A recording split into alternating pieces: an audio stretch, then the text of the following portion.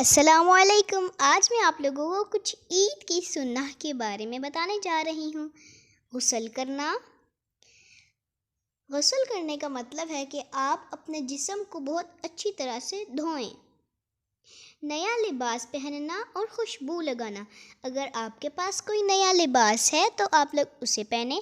اگر آپ کے پاس نیا لباس نہیں ہے تو آپ کے پاس جو سب سے اچھا لباس ہے اسے پہنیں اور خوشبو لگائیں۔ عید پڑھنے سے پہلے کچھ نہ کھانا بلکہ عید پڑھ کر کھانا۔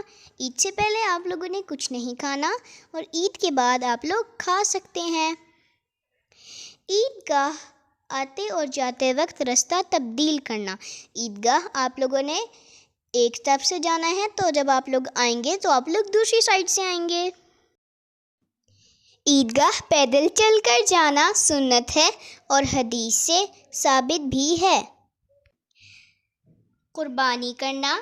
قربانی حضرت ابراہیم علیہ السلام کی سنت ہے۔ آپ علیہ السلام اپنے پیارے بیٹے اسماعیل علیہ السلام کو اللہ کی راہ میں قربان کرنے میں بالکل نہیں ہچکچائے اور اللہ تعالیٰ کو آپ علیہ السلام کا یہ عمل اتنا پسند آیا کہ اللہ تعالیٰ نے جانور قربان کرنا قیامت تک کے لیے حج کا حصہ بنا دیا۔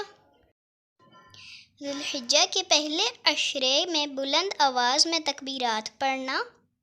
صحابہ کرام رضی اللہ عنہ سے مختلف تکبیریں پڑھنا ثابت ہے، مثلاً اللہ اکبر، لا الہ الا اللہ، واللہ اکبر وللہ الحمد، اللہ اکبر کبیرا والحمد للہ کثیرا وسبحان اللہ بکرۃ واصیلا۔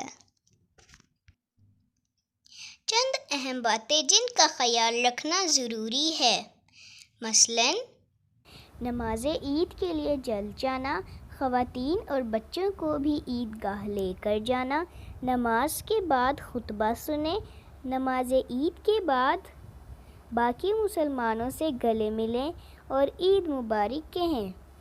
قربانی کے جانور کا خاص خیال رکھیں، اس کو تنگ نہ کریں بلکہ اس کی خدمت کریں اور اسے کھانا کھلائیں۔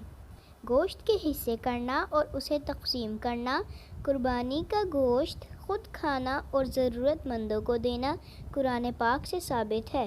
قربانی کے جانور کو عمدہ اور اچھے طریقے سے ذبح کیا جائے۔ ذبح کرتے وقت جانور کا منہ قبلہ کی طرف ہونا چاہیے اور چھری کی دھار تیز ہونی چاہیے۔ خود ذبح کرنا افضل ہے۔